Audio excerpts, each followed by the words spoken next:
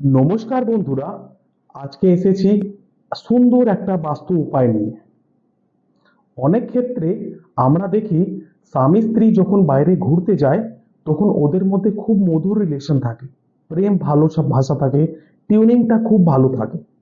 কিন্তু যেমনি ওরা বাড়ি ফিরে আসে, নিজের বেডরুমে যায়, তখন ওদের মধ্যে তর্ক বিতর্ক, একটা হিটেড আর্গুমেন্ট, ঝামেলা শুরু হয়ে যায়। এইসব হয় বেডরুমের বাস্তু দোষের কারণে। আসুন জেনে নিন কোন কোন কারণে বেডরুমে বাস্তু দোষ হয়। বেডরুমে কোনোদিন মৃত ব্যক্তির ছবি বা ঠাকুরের ছবি লাগাবেন না। বেডরুমে কোনোদিন ঝাঁটা ব্রুম রাখবেন না।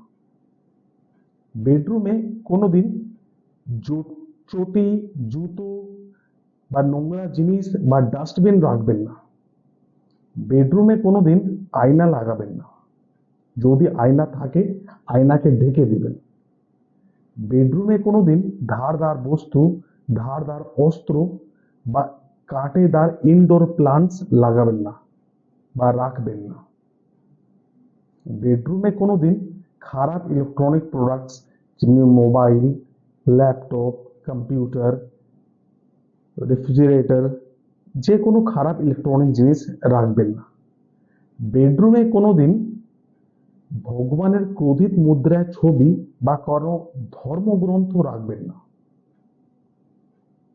এইসব নিয়ম পালন করলে, যদি এইসব জিনিস আপনার বেডরুম থেকে সরাবেন, তাহলে আপনাদের মধ্যে আপনাদের রিলেশনটা মধুর হবে, প্রেম ভালোবাসা বাড়বে, আর আপনারা আরো এগোতে পারবেন।